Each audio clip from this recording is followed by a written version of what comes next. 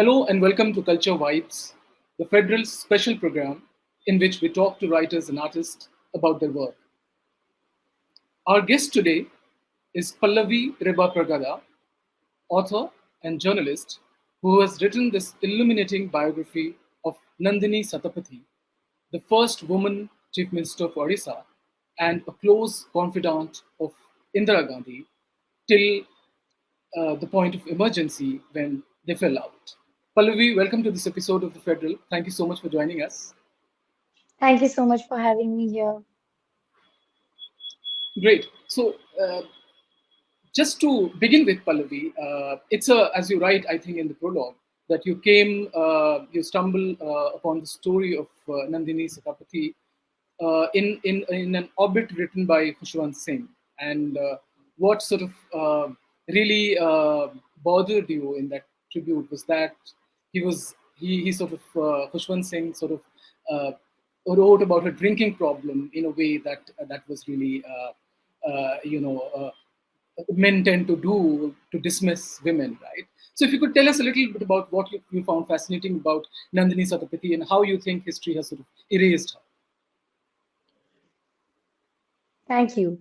So, first and foremost, I'd like to say that Khushwant Singh is one of my favorite authors, and I used to follow Yes, him very regularly, and most I of us. have Yeah. almost all of his books. And I also have a lot of signed copies of his books because I would show up at his house sometimes, and I was writing poetry since a really young age.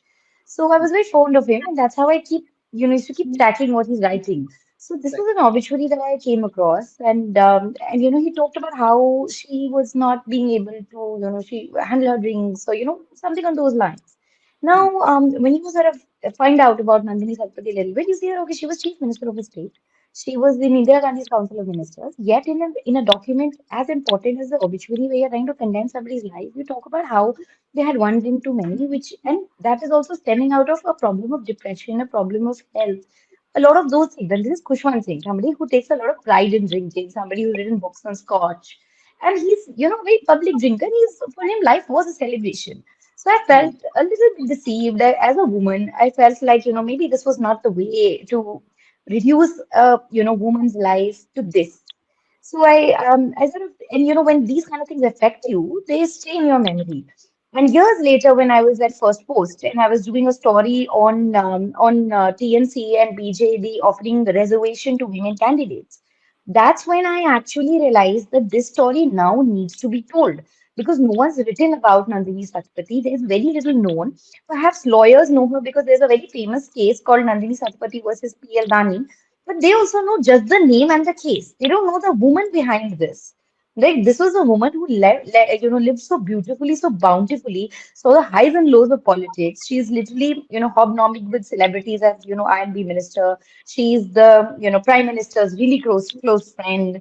She's also, someone who's defining public policies and defining national policies, whether it's nationalization of the banks Hmm. or abolition of the privy purses. These are these, handful of left-leaning leaders that did it. And then she goes on to become the chief minister of her state. And then, of course, towards the end of her life, she becomes an MLA and then she faces all these raids and cases. So it's a life of highs and lows that needed to be told because, frankly, she's an inspiration to Gen Z. Because where have we seen a woman live like this? And it all happened right here before our eyes, and that too 50 years ago. So, as I see it, this book is a very neutral book, just written as a celebration of Nandini Satpathy's life and how I think she should be remembered and I differ from the way Khushwant Singh thinks she should be remembered. Right. But in his defense, he only had 800 words to write a bio, to write an open, to write an obit. I had a full book. Hmm. Hmm. I mentioned that incident to begin the interview because this is part of a larger problem that is there when we talk Absolutely. about Indian politics and Indian literature. Because Nandini was also a fiction writer who wrote many Yeah. stories, and the book of course has been published by Simon Schuster India. It has just come out. It is her story, Pallavi, is also in many ways. You know interlinked with the politics of patriarchy, the politics of language, the politics of region, and the politics of history writing, among politics over many other things. So, and you succinctly write in the prologue that the politics of history writing is such that for every story it makes, there are so many that it breaks. Your intention, I mean, you said that, of course, you were interested in her life and you want to explore in more detail. Uh, she was a fiery and feisty woman, and also somebody who had a, compassion and empathy for the poor, considering the background she came Mm. from. So, if you could tell us a little bit about how, this book is also an attempt to to extricate her story from the politics of history writing, and in a way to also make her story for the people to read and generations to read. Yes. So, like you rightly mentioned, there is a certain context in which people live. We are living in a certain era. We live within a certain culture, within a certain time frame, within we read a certain kind of literature. So, what I feel is when we write about history very casually, especially even today, for instance, when we argue about history on Twitter or wherever on social media, we forget that history has a lot of context, a lot of depth, because it is Yes. nothing but the living of life in a different time. So, as Mm. when I was writing her book, I said, let me bring out the contributions that Odisha has made, which are not publicly talked about. Like, we don't talk about, Fakir Mohan Senapati. We don't talk about Gopabandhu Das. We talk about Rabindranath Tagore. We know Shanti Niketan, but we don't know Gopabandhu Das. So, what I felt bad, just as a somebody, when I don't come from Odisha, that's not my home state. But as a person who's grown up reading so much about Rabindranath Tagore and consuming the same literature that has so been sort of mainstream, you feel like where are all these alternate voices? Where are all these alternate ideas? In which universe are they hiding? So I feel like this book is a celebration of all of those things also. Let's talk about Ridhis's contribution. Let's talk about its rich history. Let's talk about its rich literature. There's so much they've done. There's so much that has happened, and a lot of it was being led by women. I mean, like I'll tell you, I'll give you an instance where, I met this lady who I've quoted in the book. She's this woman called Vijay Lakshmi Sahu. She was Yes. handpicked by Nandini Satpathy when she was just a 20-year-old in college, and she brought her into the Congress party, and she told me the story, and I remember met her somewhere in like just pre-COVID. I met her, it's in 2019 or something. That's when I started the first research of the book. By the way, we lost about 10 people to COVID. So that is the generation that we sort of talked to for this. And it was, and the only good piece of advice that I had gotten before I started working on the book was if you want to attempt a book, attempt it right now, because this is a generation that is being wiped out, because they were all young during the emergency. So they were all in their like late 80s and 90s. So she had said something very interesting. She had said, just imagine a time when 50 years ago, there are women who are campaigning for a political party, and they're sticking posters of the Congress party. And that time it was not the Panja symbol, it was the Guy Bachra. So they were sticking these symbols on, the walls of Cuttack. Look at how progressive a time it was. Mm. Similarly, there was a literary revolution being led by very simple women. And these are women who are doing like for instance, there's another story quoted where she becomes a minister, and Doordarshan, this the All India Radio comes over to interview her, and she's mopping her floor. She's wearing a sari and mopping her floor, and they're just like, please call Nandini Satpathy. Are you Nandini Satpathy? So they're shocked. So this was the era where they were gracefully, very effortlessly, in all their austerity, doing amazing things like running a nation. So, like, Mm. just as even after the 71 war, both of these women, they got together, they're getting sweets together, and they're partying, and they're celebrating the liberation of Bangladesh together. So it all Mm. happened very gracefully, very effortlessly, without using the word feminism. What could be more feminist than this, than proving to so many women? And we, as a nation, I feel, if we celebrate these women, we also give a lot of inspiration to women today. That look at, they could do it 50 years ago, so can you. And the whole idea of resurrecting an era is part of this. That like this was the culture back then. This is what we need to remember as a nation. And like I've used a line in my book ends with that line that we're a nation greatly unfamiliar with our own greatness. So that is what I'm essentially attempting to do in this book. And I really feel like the youth should really enjoy this and cherish the story and take away whatever they want to, so that they can, there's so many more Nandini Satpathis. In fact, there's another point that I'd like to mention where, there was, I used to ask the family a lot of questions, and she was campaigning at how politics is. You're out and about. There are no hours. You have to be campaigning in the middle of the night. You have to be campaigning through the day. And now this is a woman, and she's who is letting her do this? At that stage there was no I'm doing this, and you let me do what I want to do. There's always your family allowing you to do something. But her father enabled that for her. Father, if you want to do politics, please go ahead and do it. So I feel like when there are so many fathers of little girls, when they look at the little girls and they can see, Nandini Satpathy in them, that, this is all possible. She was carrying her first child when she was part of a Lathi charge. So there are a lot of things that she did, which I think are so amazing and such an enigma that, no cinema or no storytelling initiative before this is even, attempted to document. And strangely, she just happened to be Indira Gandhi's friend. And the story has somehow escaped so many people till now, through the decades. So, do you think this also sort of reduced her significance in the larger narrative of history, and how important it was for you to sort of, you mentioned some of it, but to locate and situate in Orissa and in its linguistic assertion, in its political sort of the upheavals that happened.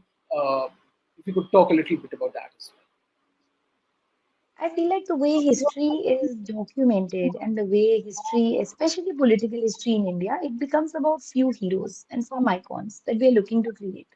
A lot of people get missed out. Like a lot of leaders, like for instance, there's a leader called Devaraja Urs. He's a big leader. Like, he had done his big role in party cadre and getting everybody together and then elections being contested. You'll read the history in the book. But I feel like there are a lot of these characters that have just been missed out by and the greatness in their life and the stories that they have left behind are not told. But that said, it came as a bit of a shock to me that that Nandini's story was not known and that people did not know Nandini Satpathy was because so much is documented about Indira. When you are sort of sharing limelight, and I'll tell you what, when she was part of Indira Gandhi's Council of Ministers, both of them were very close friends. And you see the Sambalpuri saris that Indira was wearing during the emergency, a lot of them were gifted by Nandini Satpathy. So there's also a common fashion trend that is going on during the emergency, and they were also drinking together. They were drinking buddies at that time, and well? both of them were very very thick, and then also power also isolates you, and you're also kind of trying to find a friendship in this big complicated mix of so many people trying to pull you down all the time. You become desperate to have these really close friendships. So I feel like there's all the more reason why Nandini should have been remembered. Because if for instance, I'll tell you, so I was, going through a lot of archives in India, and I was going to National Archives. I went to National Library in Calcutta also for the Amrita Bazar Patrika, Ananda Bazar Patrika, a lot of those archives of, that era. What I realized was one of my closest friends was at Princeton, he was doing his PhD there. And I told him, listen, I need a lot of information. This is the book I'm writing. Please help me. And he sent me so many New York Times articles from that time, where New York Times was reporting on Nandini because she was very close to Indira. She was right there. A reportage was being done on women. Similarly, Indira flew to Paris to be featured in Vogue, and as did Nandini. So there was a lot of crossover between these of media of like sharing of limelight.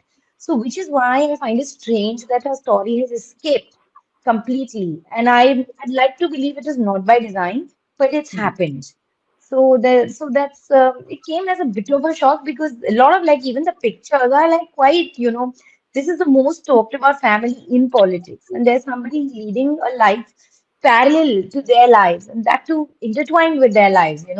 And there was also a title of Jairam Ramesh's book when he wrote about Huckster, intertwined lives. So I feel like the same title can also be used for this book because their lives were intertwined in so many ways. And I've met so many people who have quoted Karan Singh, Natwar Singh, they all remember her as Indira's friend. And and a lot of her, the ups and downs that she faced was because there was, the party cadre there was trying to project her as a threat to Indira Gandhi.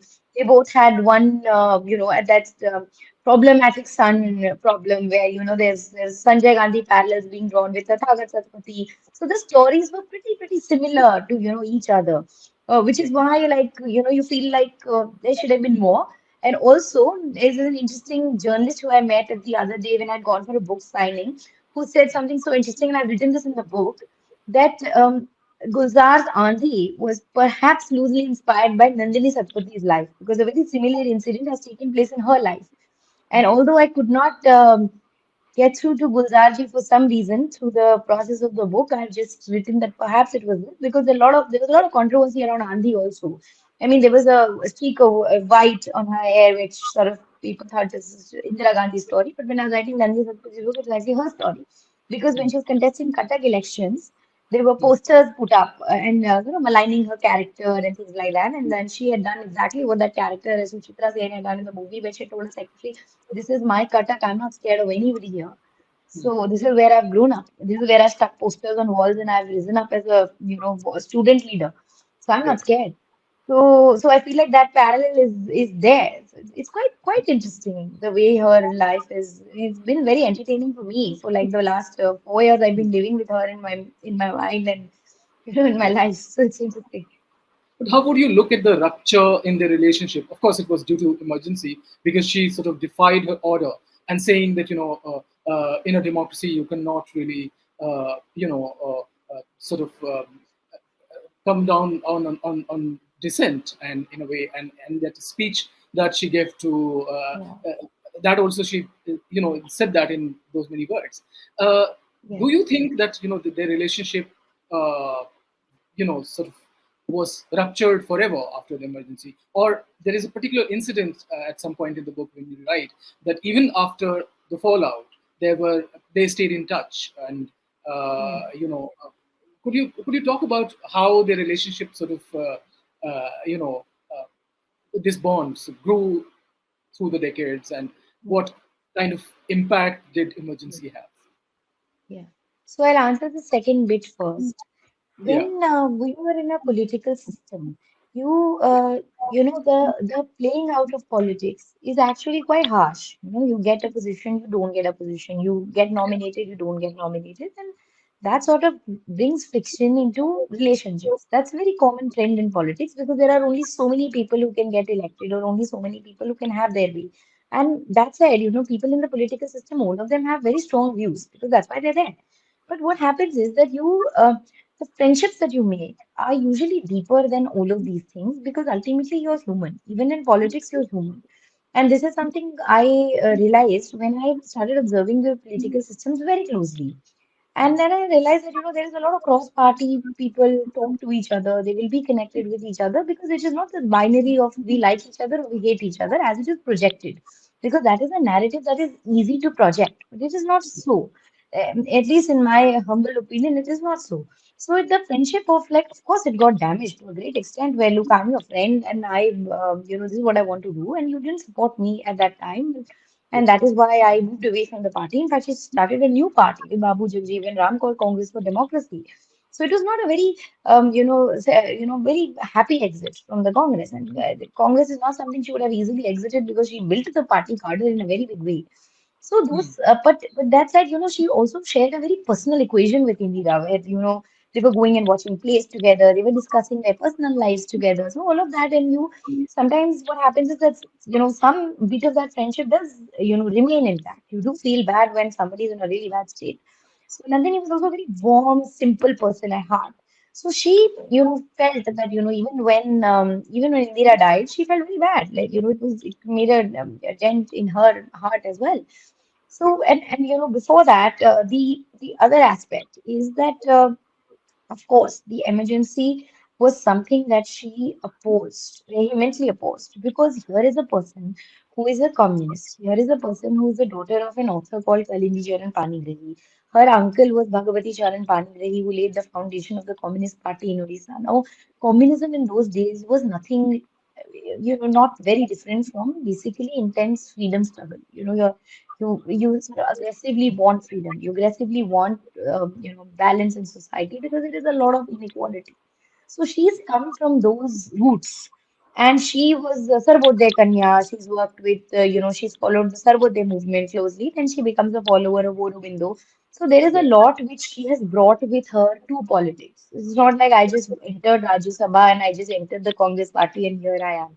I've come with a certain, background of, she enters Rajya Sabha at 31. This is somebody who was pulling the Union Jack from a building at 17. So it's she's already had like a lot of experience of activism in politics behind her. So when she Right. suddenly sees the emergency and she suddenly sees that, oh, I have to snatch people's civil liberties and throw people in jail. Now, Hmm. if you yourself have been in jail and you yourself have been, protesting against, the regime, you're not going to appreciate doing that. And she didn't do it. And I've cited the Shah Commission report about how the number of arrests in Odisha were drastically lower than that in other states. So and she was very, very uncomfortable with the idea of implementing the emergency. And that's very obvious. And that led to the friction and that led to the fallout. But that is the story. And that is how her life has played out. Hmm. But after this episode, how did it really work for her in the state after she became the chief minister? And much later, when the Congress leaders in the state started sort of conspiring against her, and also there's a specific instance of J.B. Patnaik, who sort of they were arch enemies in a way, and what sort of damage he specifically did to her legacy. See, when Nandini became chief minister, she was sort of airdropped from the center, where Indira was every prime minister wants their own people to be heading a state, where especially when the party is in power. Right. So of course that upset people within the party cadre, wherein they felt that we deserved this position more than her. So and that is nothing new. And we are again, I feel like because we are 50 years ago accepting authority from a woman. Suddenly there is a woman who's Indira Gandhi's close friend has come into the party, and everybody thought certain things will be done in a certain way. So a lot of chaos happened, a lot of vendetta happened, a lot of sort of attempts to destabilize her government happened, and it did happen. She had to recontest, and she came back again into power when there was president's rule briefly in the state. So all that has happened. So I feel like there is a lot of, and when it comes to JV Patnaik, I've been very conscious of not, making this book about political controversies and who did what. Because I Hmm. feel like when you have the distance of years, you Yeah. can look at things very dispassionately that, okay, this guy had reasons to do this, so he did this. This person had reasons to do this, so they did this. And that I feel is a true, when you honor history and when you sort of respect history in that way, that is how writing should be done, in my opinion. Wherein, like, a lot of people ask me, where are you going to write against Biju Patnaik? I said, who am I to write anything against Biju Patnaik? Biju Patnaik is too tall a figure. He's a Yeah. huge, huge character. And Hmm. he's a hero for all Odias. He's a hero for me. What he did with the Prince of Indonesia, I mean, could anybody else have done it? So I felt like, the way in which, and she was actually she was actually good friends with Biju Patnaik, and her son has been in BJD all his life. So there Hmm. are a lot of these things which now when a lot of people who analyze history say this one was against this one and this happened against this, but actually it's not so black and white. So Yeah. of course there is a It's patch very where, but nuanced. JB Patnaik also, that period was not very good for the Congress party. So when Rajiv Gandhi brought her back into the Congress, Hmm. his idea was perhaps to revitalize the cadre and to bring back memories of a good time that his mother and Nandini, left behind. Because Yeah. JB Patnaik was entirely, after a point, it was misrule, like then it's affected the state. Where has Congress been in Odisha after that? It hasn't. So Hmm. it's party that was vanishing. So there was a lot of political friction, and she came back to the Congress party, and even then, there was a camp that didn't want her there. And they were sending, in fact, there's this story which is quoted with a gentleman called Ruben Banerjee, who is a very famous journalist also.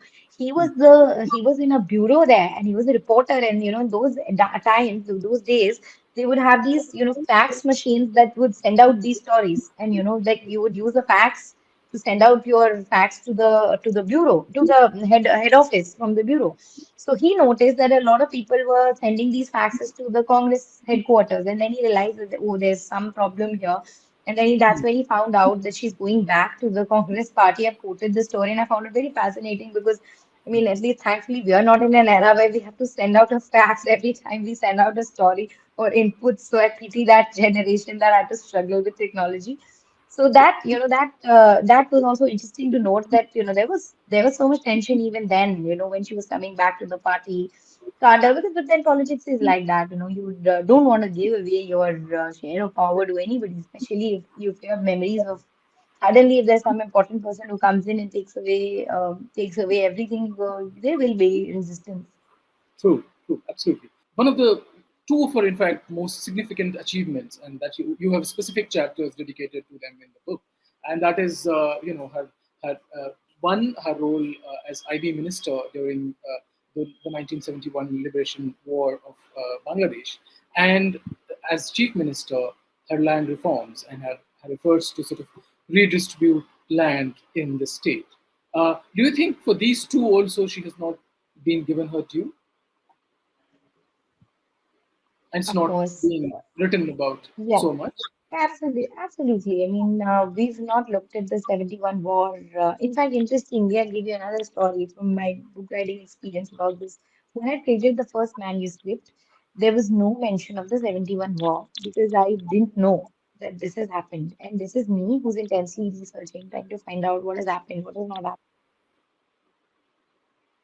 Stumble upon a video of her son talking about how the Bangladesh government has honored her. And I said, why have they honored her for what? And then I stumbled upon more and more and more about the way the Swadhin Bangla Betar Kendra, the radio station, how it was bombed. The radio station Chittagong was bombed and how they quickly had to move it here because that was the radio station that was guiding the war.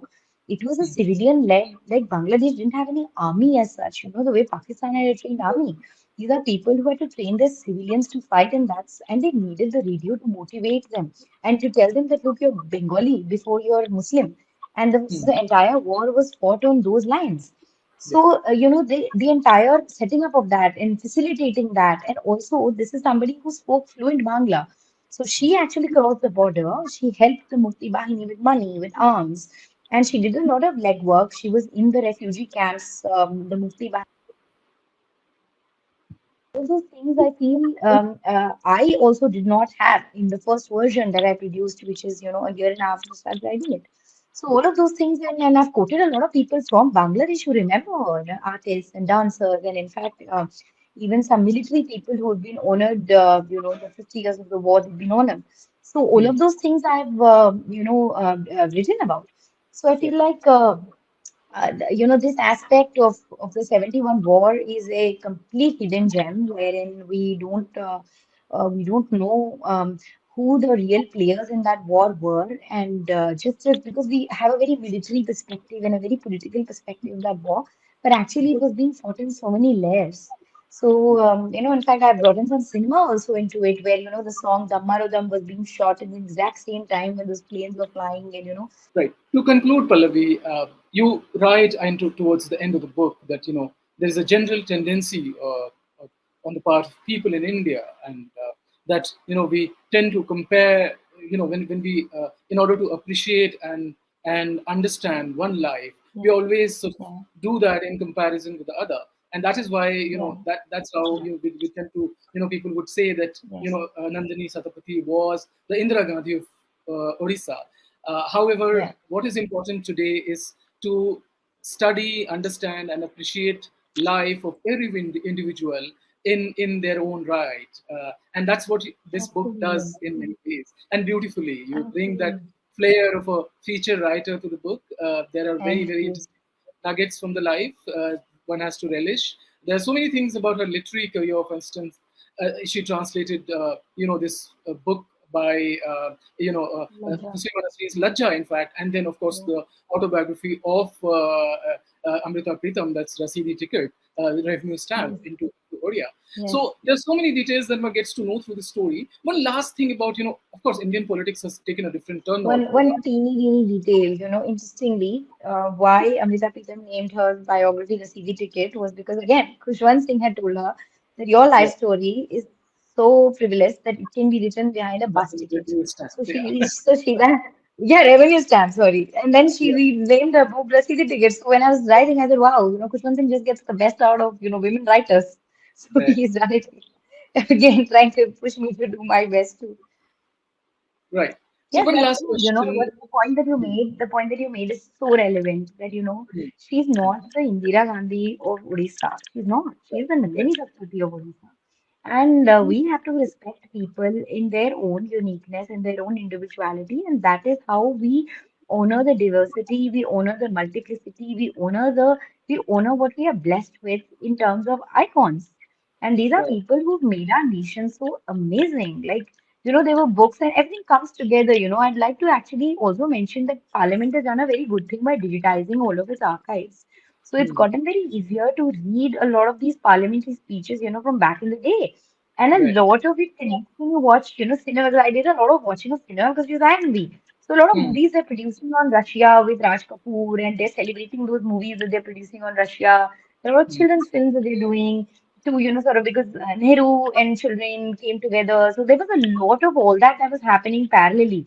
So hmm, stories, come together so interestingly, where then you realize that life is not lived in binaries of left and right or binaries of right, different ideologies. Life is so fluid, and the texture of life is so rich that you need to tell it in a very unique way, and that is everybody's whoever's contributed to Indian politics and Indian government, and in fact even other fields. We must not reduce hmm, it to a couple of icons. We tend to do it more in politics because that's how politics is documented, and that's how textbooks are written. But then that again is wrong because we, leave out such amazing stories that are, sort of generations ahead can, benefit from. right, right. Very quickly, Pallavi, now, just as the last question, of course, she was a different breed altogether. This is also representative of the time she lived in and the sort of influences she had as a person, both as a Yeah, writer and as a politician. yeah, One yeah, question about, hers is a type of, she was the type of a kind of politician who is a vanishing breed in this time, right? So, what would you say that today's politician, especially women politician, would have to can learn from the story of Nandini Satapathy and and what she did at that point of time in history when politics was dominated mostly by men. I think politics is, I wouldn't say politicians of today don't have the fire in them, or they're not doing what Nandini Satpathy was trying to do. They also have a lot of struggles. In fact, they have more struggles because politics has just gotten dirtier. It's just gotten more personal. I mean, even in her time, we see so much happening, and today as well. So you see that things just keep getting a little worse, but nothing really drastically changes. So, but when it comes to the question of women in politics, of course, it is very, very hard because you're sort of like you see a lot of politicians I feel like keep your, hand on your heart and say five good things about Mayawati, five good things about Smriti Irani. People find it hard because it's easier to malign. And when you malign her character, or when you malign her or question her, credibility or her ability to, be as good as a male politician, that is what is systemic discrimination. That is a sort of, and we live with that in our nation, and I think it's a global problem where women in politics are judged so often. Women in politics are like, yeah, you may know five schemes that a male minister has produced, but five schemes that Smriti Irani has done will not be so documented because when she gives a statement and when she, when because the media will capture something else about her. So that's always the case, and women are fighting that. And I feel like that is a very big problem.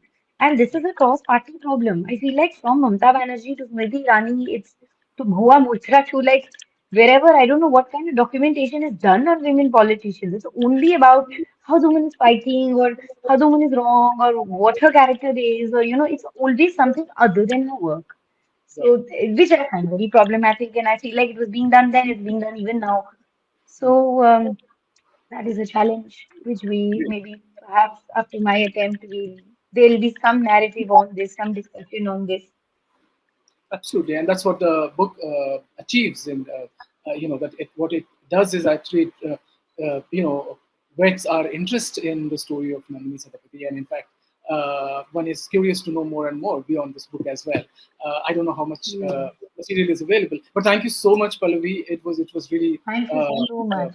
wonderful to have had this conversation with you. May many readers find the book, read her story because that's a story that really needs to be read to understand the politics of Orissa, to understand women in politics, and there's so many other things, layers and layers of Yeah. Indian polity and society that we could learn from the book. Thank you so much.